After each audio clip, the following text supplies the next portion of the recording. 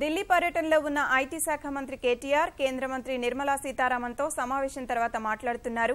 ప్రత్యక్ష ప్రసారం ద్వారా చూద్దాం.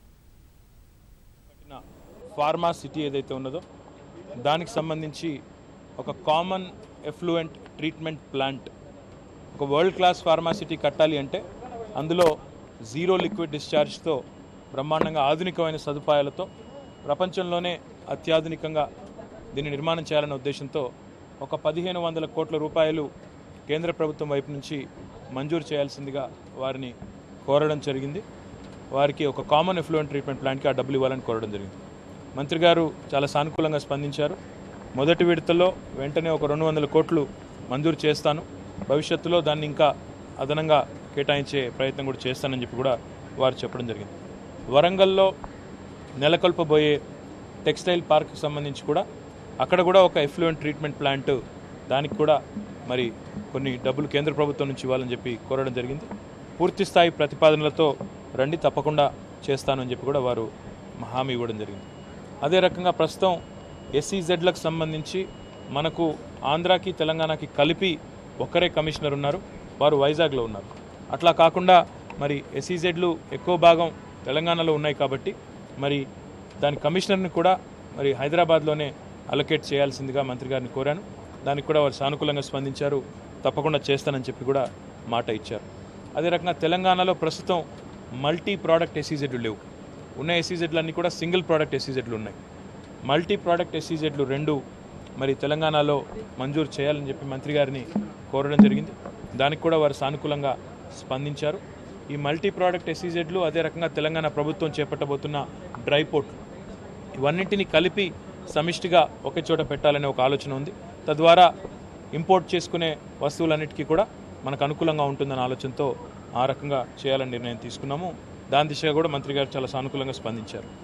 రాష్ట్ర ప్రభుత్వ పరంగా కూడా వారికి మరిన్ని విషయాలు, ముఖ్యంగా తెలంగాణకి నౌకా తీరాలు లేవు, సముద్ర తీరం లేదు కాబట్టి మరి ఈ రవాణాకు, ముఖ్యంగా ఇంపోర్ట్ చేసుకునే వస్తువులకు సంబంధించిన రవాణాకి, ఆ రవాణా ఛార్జీల విషయంలో కూడా రాష్ట్ర ప్రభుత్వం కొంత భరించే విధంగా, కేంద్ర ప్రభుత్వం కొంత భరించే విధంగా కూడా ముందుకు రావాలని చెప్పి మంత్రి గారికి విజ్ఞప్తి చేయడం జరిగింది. మంత్రి గారు ఆ విషయంలో కూడా ఒక జాతీయ విధానాన్ని ఆలోచిస్తూ ఉన్నాము. అవసరమైతే పైలట్ ప్రాజెక్ట్ కింద తెలంగాణను తీసుకోవాలని చెప్పి నేను వారిని కోరినప్పుడు సానుకూలంగా స్పందించారు. ఆ దిశగా కూడా ముందుకు పోతామని చెప్పి కూడా వారు తెలియజేశారు. హైదరాబాద్లో ఏ రకంగానైతే చెన్నైలో, బెంగళూరులో ఉన్నదో ఒక హైదరాబాద్ ట్రేడ్ సెంటర్ కూడా నిర్మాణం చేయాలనుకుంటున్నాము. దానికి రాష్ట్ర ప్రభుత్వం కొన్ని డబ్బులు ఇస్తుంది, కేంద్రం కూడా తన వంతు నిధులు సమకూర్చాలని మంత్రి గారిని అడిగినప్పుడు ఆ విషయంలో కూడా తప్పకుండా ప్రతిపాదనలు పంపండి, సానుకూలంగా స్పందిస్తామని చెప్పి కూడా వారు చెప్పారు. అదే రకంగా మనకి ఆంధ్రప్రదేశ్ వేరుపడ్డప్పుడు, తెలంగాణ ఏర్పడ్డప్పుడు 2 రాష్ట్రాలకు కూడా మనకు incentives, financial incentives, tax incentives ఇస్తామని చెప్పారు. మరి ఆ దిశగా కూడా మరి ఇప్పటివరకు పురోగతి లేదు కేంద్ర ప్రభుత్వం వైపు నుంచి. మరి 2 రాష్ట్రాలకు కూడా ఇన్సెంటివ్స్ ఇస్తా ఉన్నారు, ఇప్పటివరకు ఇవ్వలేదు. అది ఇవ్వాలని చెప్పి వారికి గుర్తు చేసినప్పుడు అది పరిశీలనలో ఉందని చెప్పి వారు చెప్పడం జరిగింది. అదే రకంగా 2 ఇండస్ట్రియల్ కారిడార్స్, హైదరాబాద్ వరంగల్, అదే రకంగా హైదరాబాద్ నాగ్పూర్ మధ్యన ఏర్పాటు చేయాలనుకుంటున్నాము. దానికి సంబంధించి కేంద్ర ప్రభుత్వ సహకారం కావాలని చెప్పి కూడా కోరడం జరిగింది. అదే రకంగా తెలంగాణలో ఒక లెదర్ పార్క్ కూడా మనం ఏర్పాటు చేయాలనుకుంటున్నాము. దానికి కూడా కేంద్ర ప్రభుత్వ సహకారం కావాలని చెప్పి కూడా కోరడం జరిగింది. మంత్రి గారు చాలా విషయాల్లో కూడా చాలా సానుకూలంగా స్పందించారు, చాలా సంతోషం. మరి ఇవన్నింటి విషయంలో కూడా మా ప్రభుత్వం వైపు నుంచి మళ్ళీ డీటెయిల్డ్ రిపోర్ట్స్తో, డీటెయిల్డ్ ప్రతిపాదనలతో, సమగ్రమైన ప్రతిపాదనలతో వారి దగ్గరికి వచ్చి మరి వారు సానుకూలంగా ఉన్నారు కాబట్టి వీటిని ముందుకు తీసుకెళ్తాం. దాంతో పాటుగా మంత్రి గారు ఇంకొక ప్రతిపాదన కూడా పెట్టారు. మనకి ముఖ్యంగా హైదరాబాద్లో వ్యాక్సిన్స్ మ్యానుఫ్యాక్చరింగ్ పెద్ద ఎత్తున జరుగుతూ ఉంది, బల్క్ డ్రగ్స్ మ్యానుఫ్యాక్చరింగ్ పెద్ద ఎత్తున జరుగుతూ ఉంది, బయోఫార్మా మీద కూడా దృష్టి పెట్టండి అని చెప్పి వారు సూచించారు. ఆ దిశగా కూడా మనం ప్రయత్నాలు చేస్తాము. దాంతోపాటు తొందరలో మరి ఒక సమావేశాన్ని కూడా ఢిల్లీలో పిలుస్తానన్నారు.